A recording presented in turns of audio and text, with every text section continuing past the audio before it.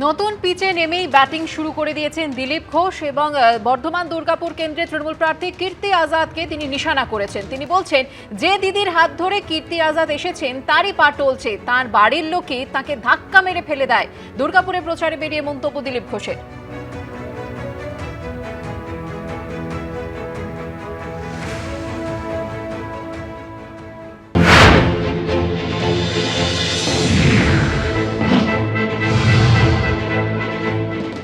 পশ্চিমবাংলায় উনি এসছেন, ভালো কথা।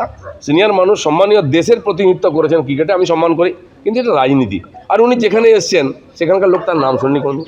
উনি কোথায় দুর্গাপুর, কোথায় বর্ধমান, কোথায় ভাতার, কোথায় মন্তেশ্বর উনি জানেন? আর যে দিদির হাত ধরে এসছেন, দিদির পায়ে টুলছে এখন, তার বাড়ির লোক তাকে ধাক্কা মেরে ফেলে দেয়। বাংলার লোক কখন ধাক্কা মারবে উনি বুঝতেই পারবেন না।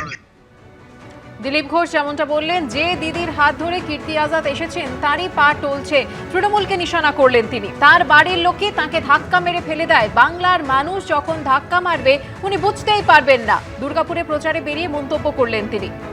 বারবারই বহিরাগত ইস্যুতে যেমন নিশানা করছেন তিনি কীর্তি আজাদকে, একেবারে লোক না পেয়ে তৃণমূল কংগ্রেস বহিরাগত একজনকে বর্ধমান দুর্গাপুর আসন থেকে দাঁড় করিয়েছে এবং তার পাশাপাশি তিনি বলছেন যে মমতা বন্দ্যোপাধ্যায়ের হাত ধরে যিনি এসেছেন তিনি নিজেই টলমল।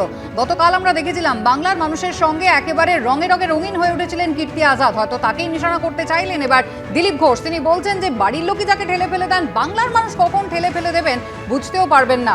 গত পরশু দিনই তালিকা প্রকাশ হয়েছে এই বঙ্গের জন্য, বিজেপির দ্বিতীয় তালিকা, এবং যেখানে একেবারে নিজের আসন বদলে গিয়েছে দিলীপ ঘোষের। তারপরে এই উৎসবের মরশুমে তিনি পৌঁছে গিয়েছিলেন বর্ধমান দুর্গাপুর কেন্দ্রে এবং সেখানে সাদরে মানুষ তাকে গ্রহণ করেছেন। দিলীপ ঘোষ আত্মবিশ্বাসী, বলছেন কীর্তি আজাদ দাঁড়াতেই পারবেন না।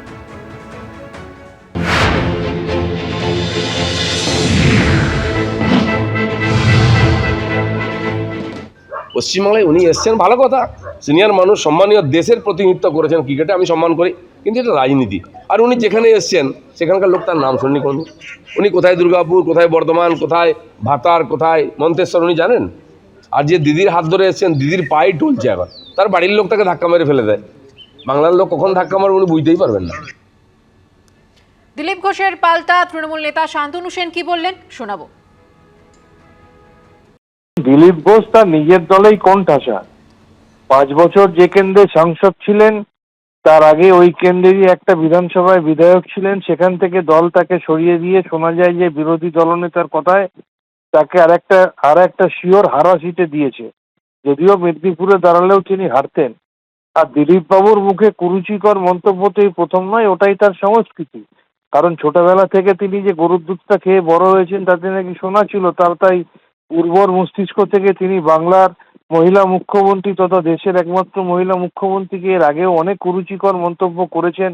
তার পা ভেঙে গিয়েছিল যখন তিনি তাকে বারমুডা পড়তে বলেছেন। বিভিন্ন সময়ে বিভিন্ন কুরুচিকর মন্তব্য করেছেন।